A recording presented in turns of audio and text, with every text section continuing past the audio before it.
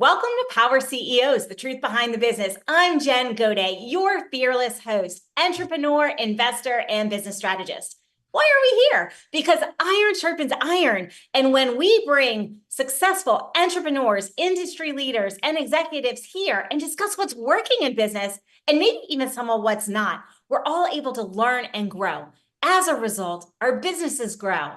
And the ripple effect impacts not only ourselves, our teams, and their families, but also our communities and our world. You're in for a treat today. I have a good friend of mine here in studio with me, Dan Smink. He is president of Refract ROI and all things digital marketing. He is committed to really ensuring that your marketing has a return on investment and is going to work for you so you can scale and grow your business. Welcome to the show, Dan. Hello, Jen. It's a pleasure to be here. Happy Friday.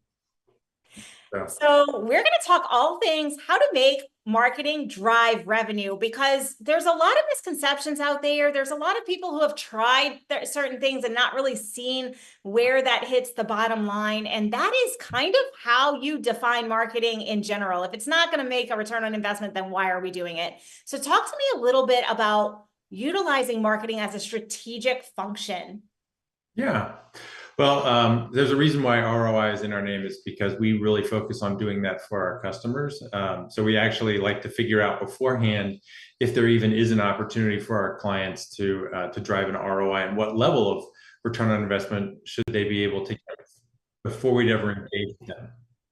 So we actually do a financial model that we put together for them, and that enables us to see how many customers can they gain a month, what's going to cost per lead, what's going to cost to acquire the customer, what's the lifetime value of the customer going to be. And if we know that and we know what it's going to cost to acquire the customer, we can determine the ROI. This has worked really well from the standpoint that in some cases it's kept clients. It doesn't happen a lot, but in some cases it's literally kept people out of situations where they would have wasted money.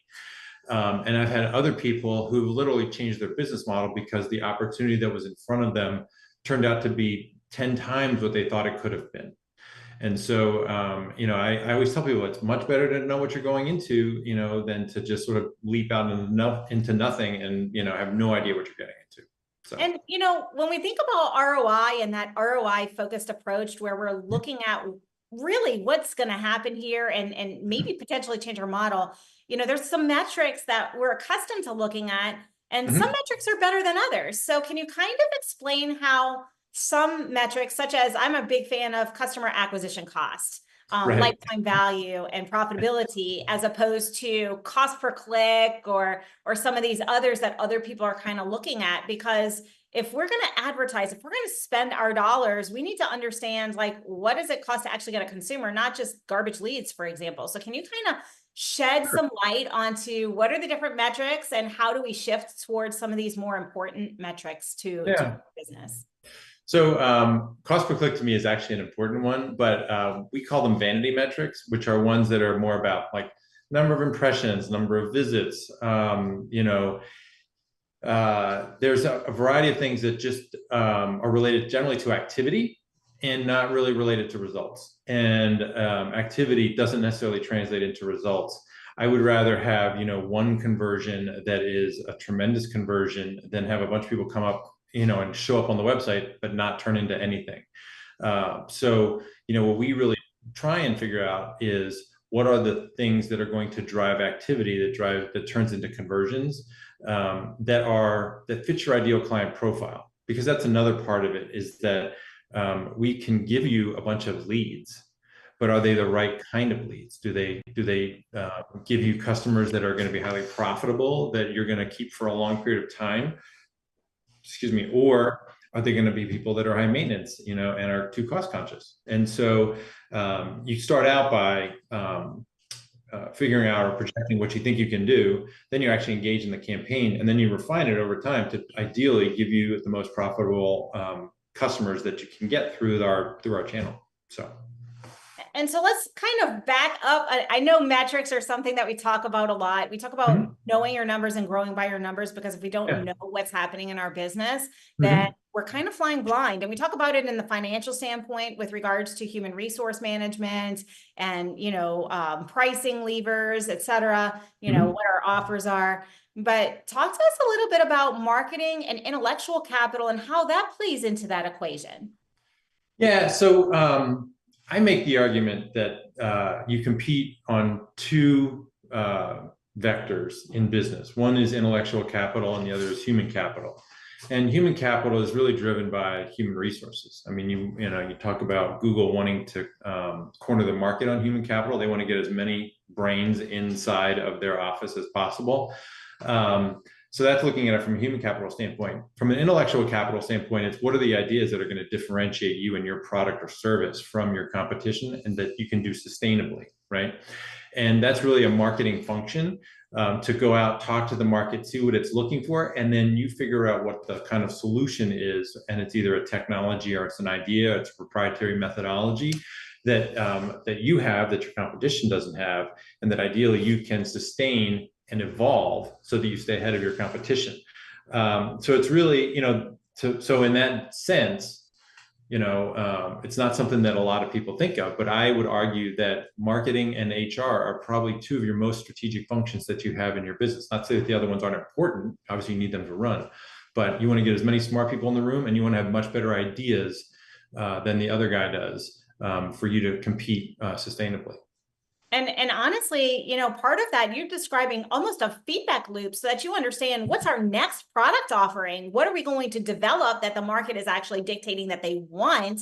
Yeah. And coming into product development from, is this saleable? And is this something that there's a gap in the marketplace first before we go into development, which is truly strategic. We should all be doing that. I know we have the shoulds of business, but a lot of times small businesses skip this step. Even big businesses sometimes. Oh, I was going to say most businesses skip this step. A lot of businesses do skip the step. So how do we assess this as entrepreneurs or executives? Are we missing this step? Are we missing something in this portion? Like, what can we do today to kind of evaluate, hey, am I even doing this? Or how do I get started in that process? No, that is honestly a tremendous question, and one I didn't think we were going to be talking about today, honestly. But it's one I love because I used to do this in the past for medical device companies, and it's interesting because, and I think maybe having had that experience led me to incorporate it into the way that I run our company. And that is that, you always want to be staying one step ahead of your competition. So you have to look at and see what other people are doing. You have to see what new technologies are coming down the road. But then you also have to talk to your customer, and you need to talk to your team about what they are seeing from an opportunity standpoint. And there's this great example where Steve Jobs used to say, you don't give them what they want, you give them what they need, which means you have to listen carefully to what the customer wants. And they're telling you what they want. They'll tell you what they think they want physically, but they're really, what you need to listen for is what is it, the need that they have that's unmet that you need to satisfy with either a new product or service or a technology development. And then you have to go back and work with your team to actually build that into what you currently do or find a new way to do it. If you don't allocate time for this, it won't happen. And that's where people usually make the mistake. And so I literally put product development in our calendar with our team twice a month, where we sit down and we talk about ideas. And the thing is that a lot of ideas don't work. Most of them, frankly, probably 90% of them don't go anywhere, and we talk about it from both a new product development as well as a current product line extension. Does that make sense? Absolutely. So how do we evolve what we're currently doing from the standpoint of how's it going to satisfy the client better? Or can we add things? So like we are adding to our capabilities constantly. In some cases, I have to slow down because the speed at which the operations team can assimilate stuff, it gets challenging. But that being said, I feel like, if you're not moving forward, what was it Andy Grove said, only the paranoid survive?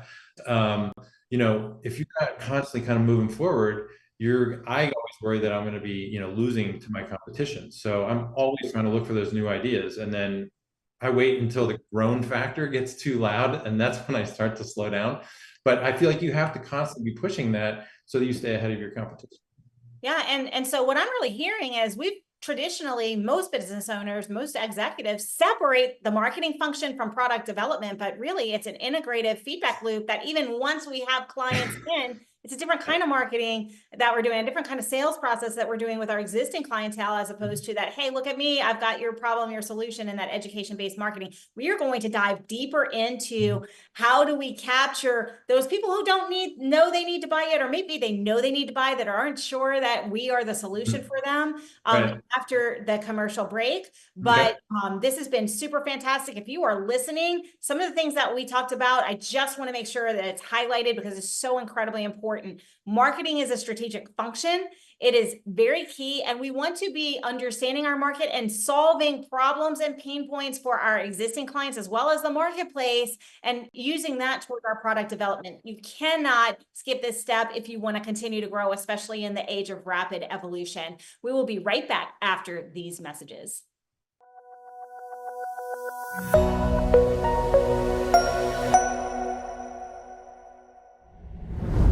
Welcome back to Power CEOs, the truth behind the business. I am here with Dan Smink, and we're talking all things marketing. We started today talking a little bit about marketing as a strategic function, the role of intellectual capital, how to look at an ROI-based approach at marketing. And right before the break, we talked about the importance of really having that feedback loop and identifying what's that next product, what's that next pain point that we can and will solve for our existing clients and also for the marketplace, so that we can continue to grow and market with impact. And so, Dan, I want to go to the next topic of conversation. And you and I have had several conversations about this. Yeah. You talk about marketing kind of as the headlamp for the business. Mm-hmm. Talk to me a little bit about what that means, and let's walk the entrepreneurs and executives who are watching this through this process so they can get a real grasp on why we want to be doing the things that we're doing in our marketing approach. So one, I think the stuff that we talked about in that last segment, where you're talking to your customers, you're talking within your team, to sales, to operations. If you have an R&D function, you're talking to them about what are they seeing, and so you're helping with it from a product development or solution standpoint for your customer. But you can also look at marketing from as what I call a headlamp for the business, from the standpoint of how much revenue can the company generate. And then what does that mean for the company in terms of hiring, staffing, training people, other services that they're going to need to bring on. And the way that you do that is, at least with us, we've developed a financial model that we use, that we start with to project with our clients, our new clients. We project what is possible for them, so that we can ideally make the best decisions that we can make for them about what directions they want to go in and what level they want to invest at. But then that model, you start to populate it with actual data. So sales data in terms of close rate, revenue per sale, repeat purchase behavior, gross margin, so that you can understand when you fill that model out, you start to, you're able to use real data to show how many customers do I want to acquire a month? Not necessarily am I gonna acquire, but like, marketing is actually not always just lead generation. In a lot of cases, people call it demand management. You don't want to have too little demand, and you don't want to have too much demand. So the better you understand the marketing economics in terms of customer acquisition cost, and then that tells you how much you want to invest to hit the growth goals that you want to have. But you need real data that's actionable from your sales team fed into the model. So that's what I mean when I say, when you have that model figured out and you can start to project revenue, that can tell you how much you need, how much money you're going to make next year, how much money you're going to make the year after that, how much money you're going to make the year after that, if you understand your client acquisition process. Does that make sense? So let's walk through an example of that. Let's walk through that predictive model for our business growth. Like, pick something that, like, let's for example do trade shows, because a lot of people do trade shows, small businesses all the way up from major corporations, and that's traditionally how do we know what came from there? How do we analyze that? Talk to us through a real life example. Right. So, trade shows are a good example trade shows have enormous value, right? Or at least the right ones have enormous value. They don't all have enormous value. They're great from the standpoint of competitor data collection. They're great from a chance to meet with your key partners or vendors or clients. So there's a lot of relationship building that goes on, a lot of data collection that goes on, but there's also a lot of sales opportunities that happen there. And so if, no matter what the type of campaign is, where you start with is the number of contacts that you actually have with the customer. So in the case of a trade show, it'd be like how many people actually come to the booth. If you capture the names of the people and the contact information for the people that come to the booth, that becomes a data set of prospects. Right. And the question is, how many of those visitors are actually fit your ideal client profile and are interested in talking to you? Those people become MQLs, or marketing qualified leads. You take the spend for the trade show and you divide by the number of MQLs that you get, and that is your cost per MQL. And then the question is, what percentage of those convert into a sales qualified lead, and then what percentage of those turn into a customer? And you can then take the number of customers and you can figure out, what is my cost of customer acquisition through the trade show, right? You can follow the same process through paid search, organic search, direct mail. It's hard to do it with print advertising, but like paid digital, paid social, social media, organic social, a variety, all of these different types of campaigns. You can calculate this cost of customer acquisition by type of campaign, and then you can aggregate all of it into how you do marketing, what your cost of customer acquisition is for marketing as a whole, and then use that to figure out, is this efficient or not? The key part is making sure that the data collection for the sale is specific to the type of campaign in question, because you can get very different customers, let's say through a trade show, than you would through paid search. Some might be more expensive, in terms of servicing, or some might be lower cost, or some might be a higher price, some might be lower priced, some might have a longer sales cycle or a shorter sales cycle. You really need to understand, because each segment is going to be different in terms of the types of customers it attracts, because that way you can make good decisions about, are we investing the right amount of money in each of these types of campaigns? But by doing that, that's how you build that headlamp for the business. And it's so incredibly important, because if we understand which of our marketing brings in the most qualified leads for the most profitable opportunities, we can kind of hone down and double down on the things that are working, and see, maybe we need all of these things, but maybe we need to reapportion how much we're spending, for example, on trade shows, because they're converting at a higher level, because that's an in-person thing, as opposed to, a paid search, for example. If the data doesn't lie. Yeah. Usually it doesn't. Sometimes it does. But in general, you're right. And I think, it's about using your marketing resources, your company's resources efficiently, by applying it to the campaigns that are working well, and then not applying it to the ones, or downgrading the spend in the campaigns that don't work as well. Obviously, each type of campaign there may not be just lead generation as a value.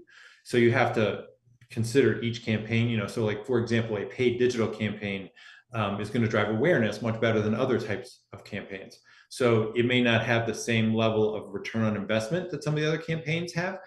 And you have to consider that in light of, what's going on or why you're using that. But as an example, within the trade shows, I talk to companies that might go to 20 or 30 trade shows in a year. And when they really do the math, they only need 5 of them. They could use the money from the other 25 much more efficiently if they applied it to other types of campaigns that have better returns on investment. So that's why it's really important to track all of that stuff, and then as you said, use it wisely. I know that you do this, and you actually do this via consultation with people as well. You have a spreadsheet where you can literally break this down. Can we put that on the screen now? That's it. It's the next one. It's the next one. That's the omni-channel approach to having a conversation with your market. Yeah. Well, it's important. There it is. Let's talk the economics of marketing, because you just kind of gave us an example. Walk us through this a little bit. Yeah. So the left-hand column where it says monthly searches, that would be the number of contacts in whatever type of campaign that you're having.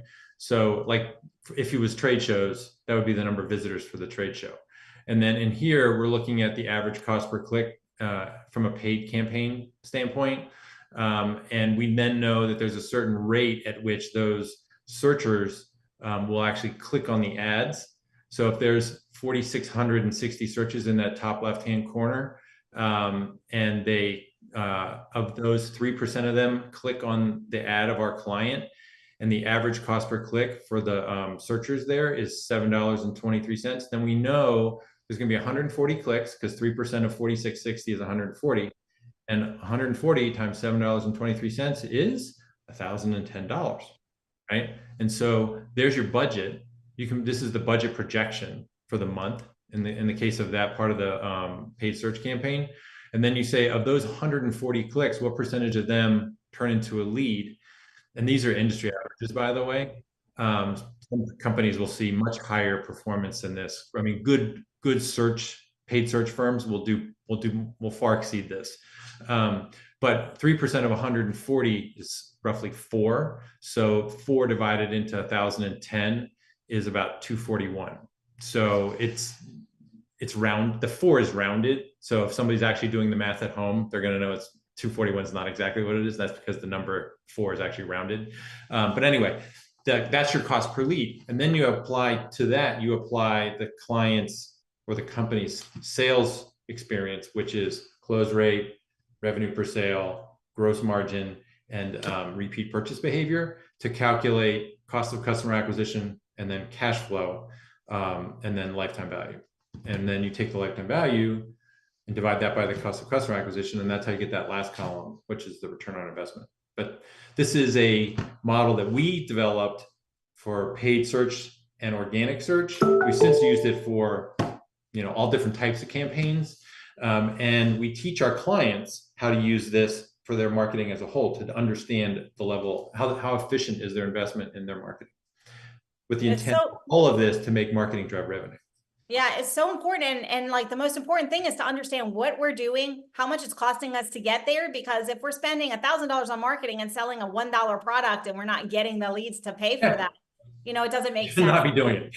Yeah, exactly. It's truly a data-driven approach and a way that we can predict our future growth. We do have to break, but I know you do this with people, and you had mentioned that you were willing to do this for any of our viewers. So how can they get in touch with you if they'd like to have this analysis, maybe consider taking this approach to their marketing?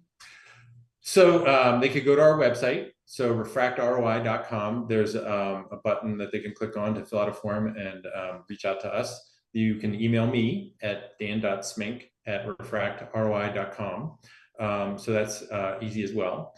So those would be the 2 best ways to do it.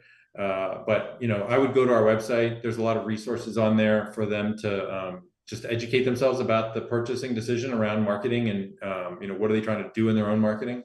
And then happy to answer questions, happy to walk them through this. I mean, I can do the kind of stuff that we do in the model, I can actually do with a client, looking at their website, looking at their competition, and get a good understanding of their market in about 15, 20 minutes. So it's not as exhaustive as we would do when we actually do the modeling with people, but it is something where we can give them kind of a good idea of like, where do they stand? Where do their competitors stand? How can we make a change? How can they make a difference?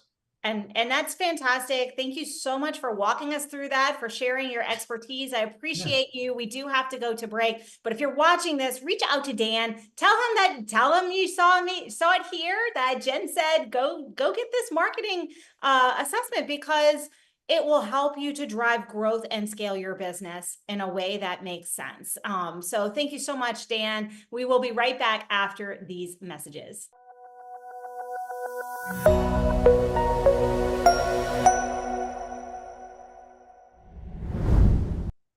Welcome back to Power CEOs, the truth behind the business. If you're just tuning in, you're going to want to go to nowmedia.tv, click on shows, click on Power CEOs, and catch the first half of today's show. It has been epic, and we are going to shift gears a little bit because I have our next guest in. He is a returning expert all about peak performance. We're going to talk about building high performance teams with Ryan Stoffko. Welcome back to the show, Ryan.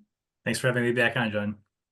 So peak performance is something we were talking about in the break. We were talking about how the challenges that we have as people who are involved in multiple aspects and multiple businesses.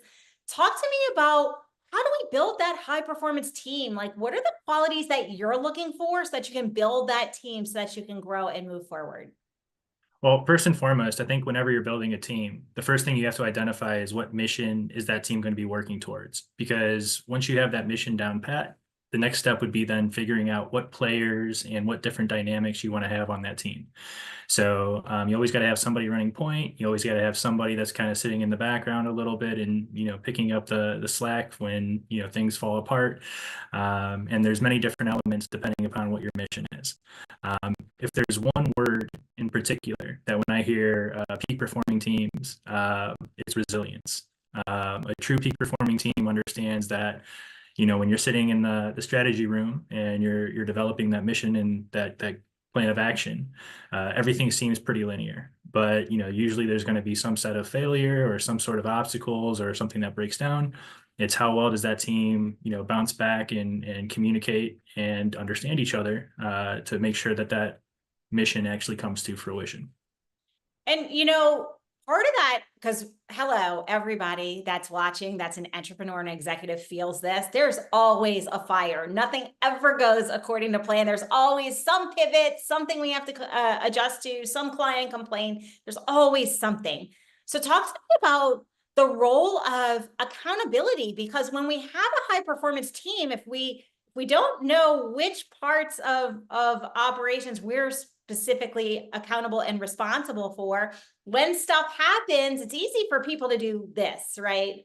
But really we need to be doing this first. So how do you foster that sense of personal accountability and that performance within your team members?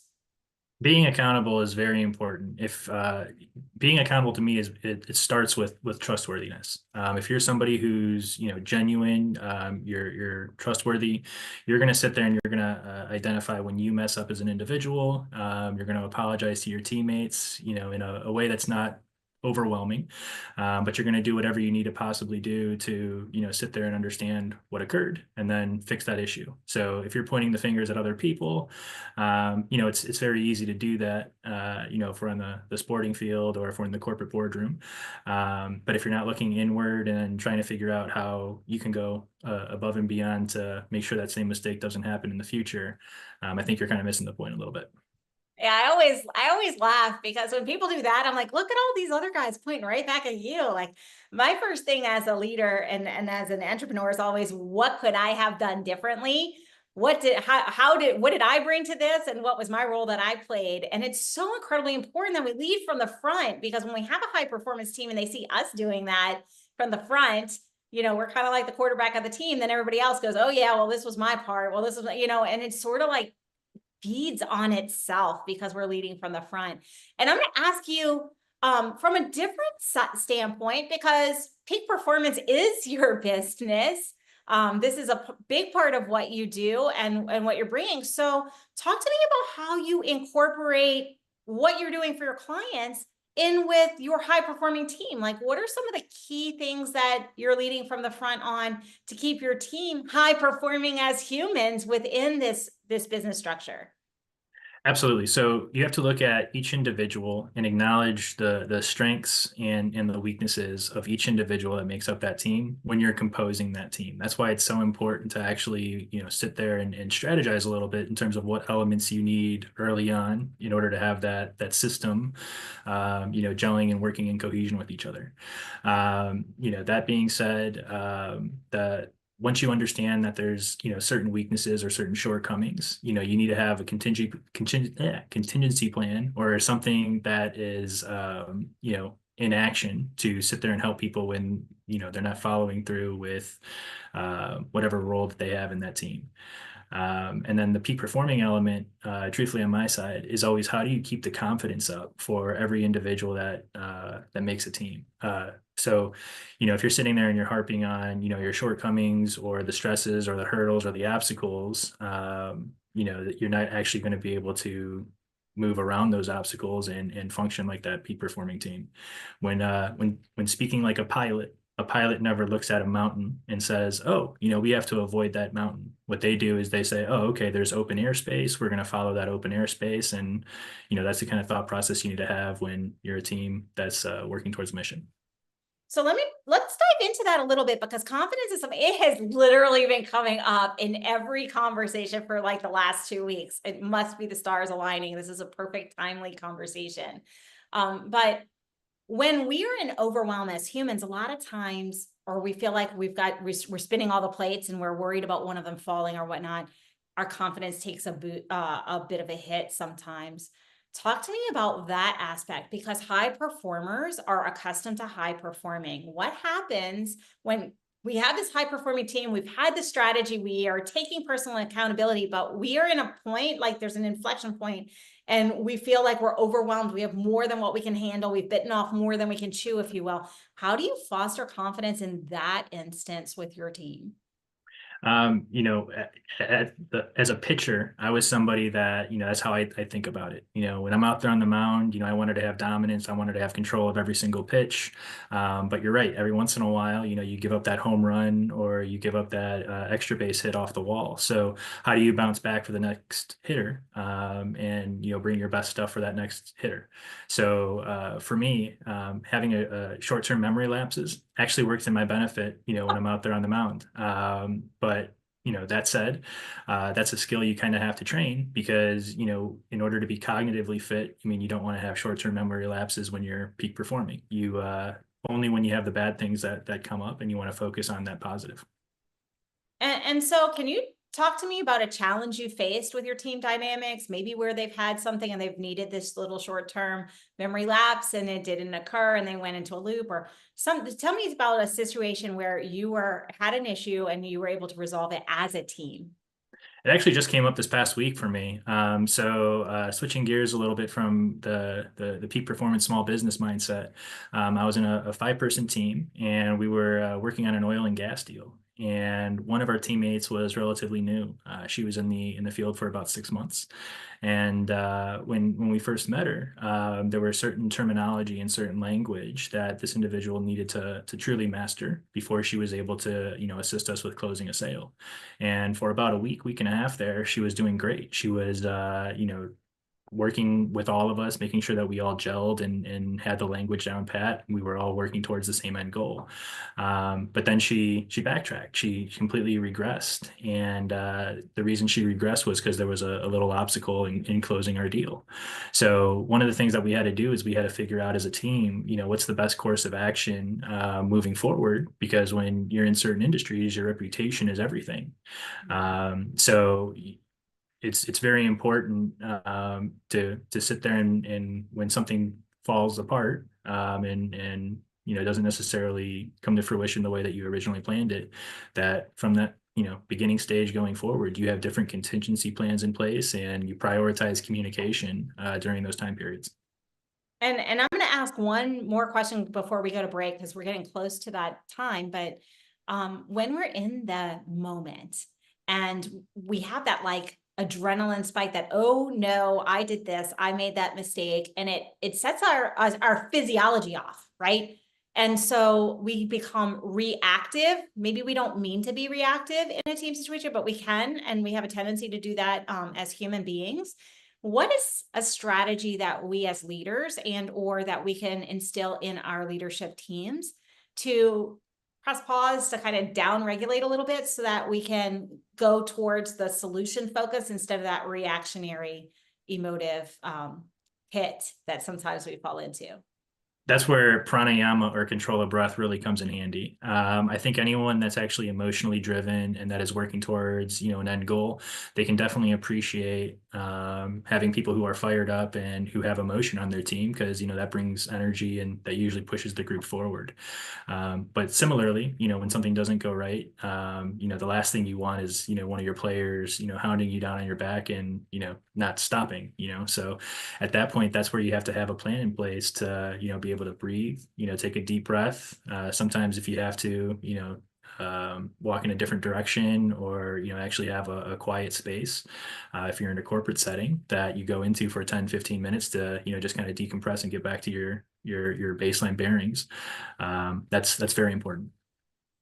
Thank you. And I couldn't have said it better. It's about pressing pause. It's about taking that deep breath, take a walk away, remove yourself so that you can reset, so that you can come and actually be solution focused. Thank you so much, Ryan. We will be right back after these messages.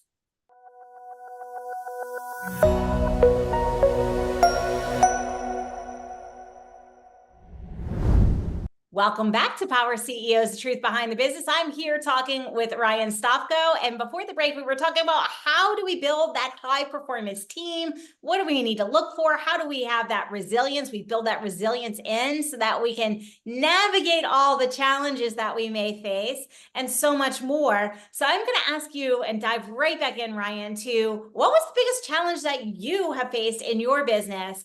And how did you overcome it? Because we know that resilience is all about when we get smacked in the face, we pick ourselves right back up and keep on rolling.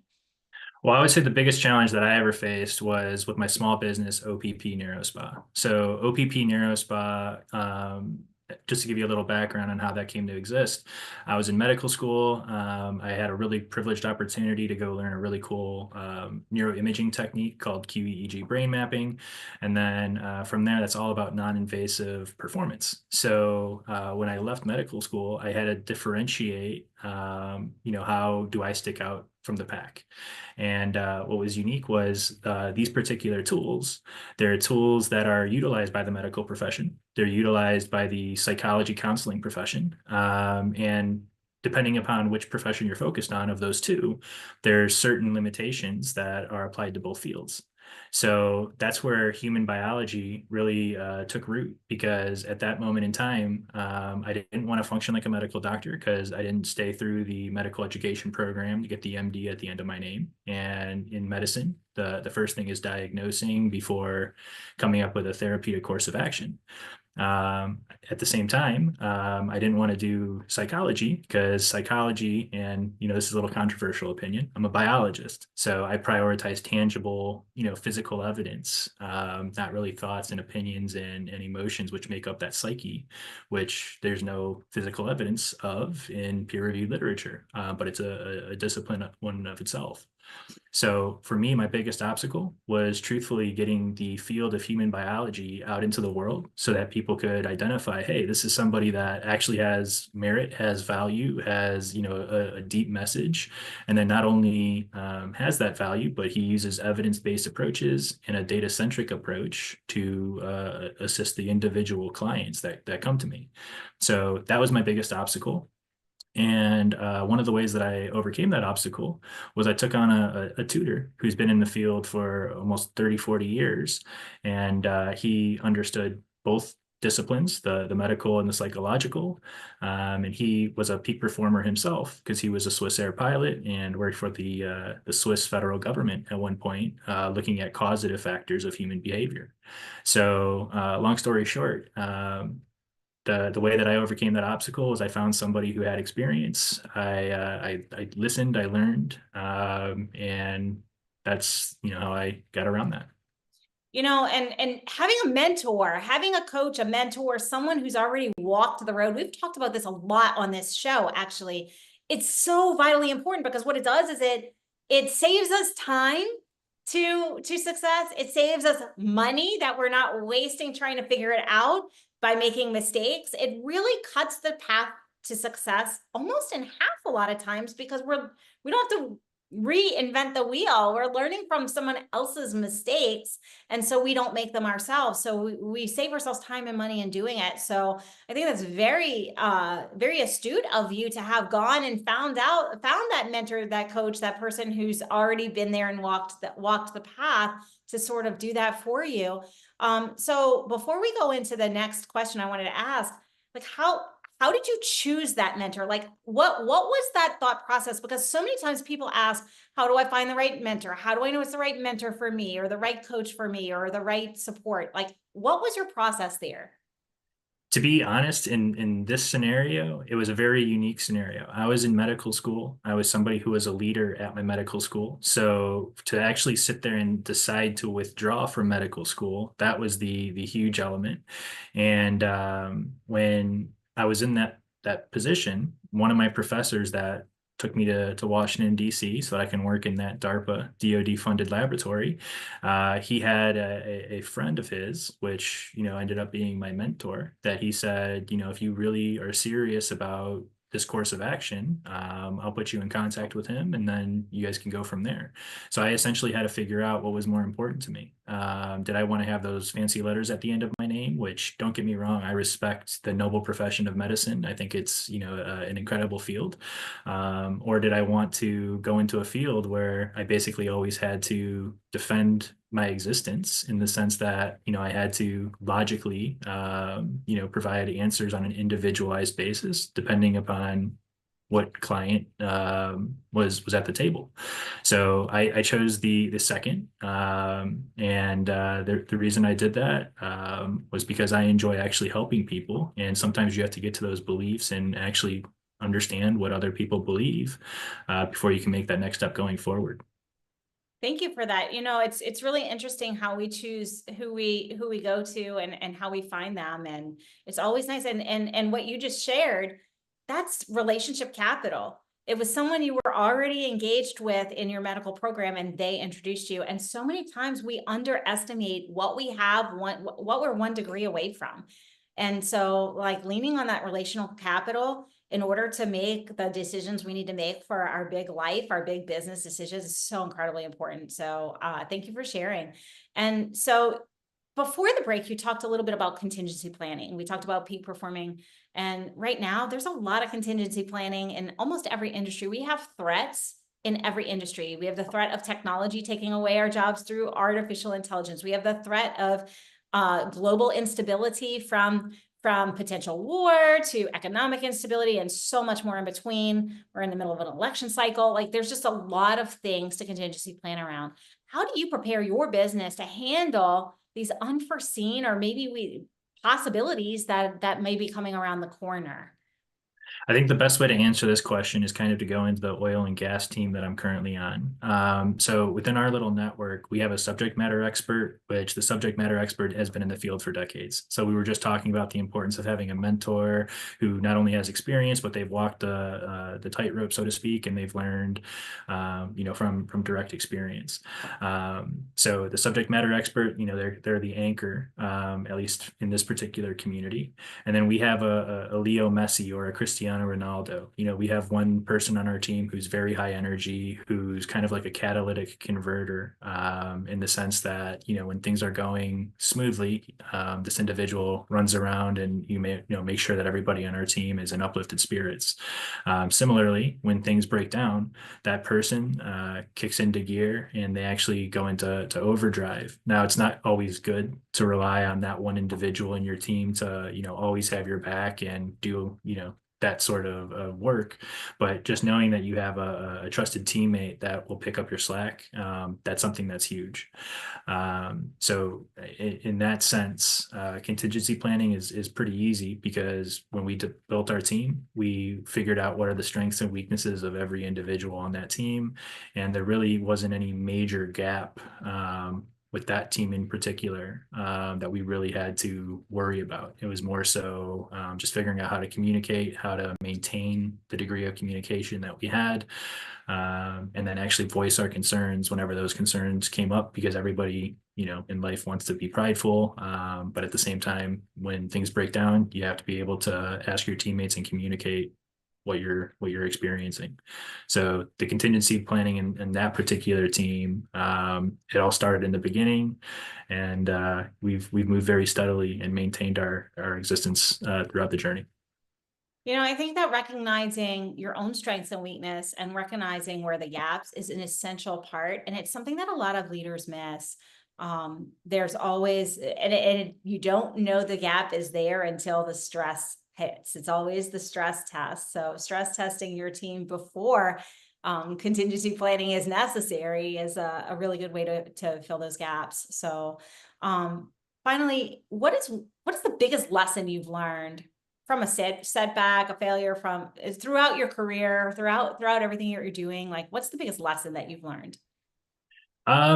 Truthfully, I'm going to apply this to health, and it's going to sound a little bit weird, but there's parallels here. For me, I was somebody that coming out of medical school, when I learned that QEEG brain mapping technique, I was always, trying to figure out the awake hours, the action hours, what was, how I was going to organize my day and strategize accordingly.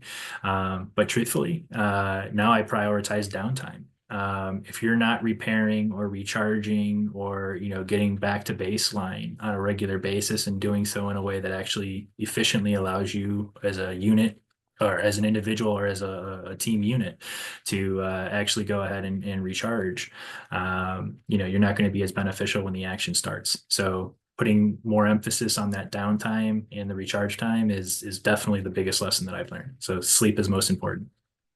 I love it. And I'm a huge fan of recovery. I mean, I worked in sports med with elite athletes for 20 years. I create business athletes now, and it really is about the downtime. We are only able to make good decisions when we are restored and energized and are doing what's right for our body. So that was a perfect answer, and I'm so aligned with what you were saying. How can people reach out to you if they would like to learn more about what you've got going on, what you're doing, or really how to become a peak human performer in their business? Well, you can go to my website. My website is www.ryanstoffko.com. And then I have my personal cell phone number up there. It's 216-978-9389. Shoot me a text, give me a call, send me an email. It's all on that website. Just realize that I have a lot of people calling me. So if I don't get back to you, I'll get back to you within 24 to 48 hours. Fantastic. Thank you for being here with us again today. I really appreciate you, Ryan. Thanks for having me, Jen. Absolutely. And you heard it here. Restoration, recharge is the key so that you can be set for success, make the decision, do what needs to be done when the action is happening. What a perfect way to conclude and a perfect action step. Check in on your rest, your recovery. Are you getting enough? That is your action step of the day to take today, not tomorrow, not next week. Assess it today and make those tweaks so that you can grow your business powerfully and move forward. Alas, all good things do come to an end, including this show. But the good news is we will be here same time, same station next week. So until then, win today, win this week, and we'll see you next time. This has been a Now Media Networks feature presentation. All rights reserved.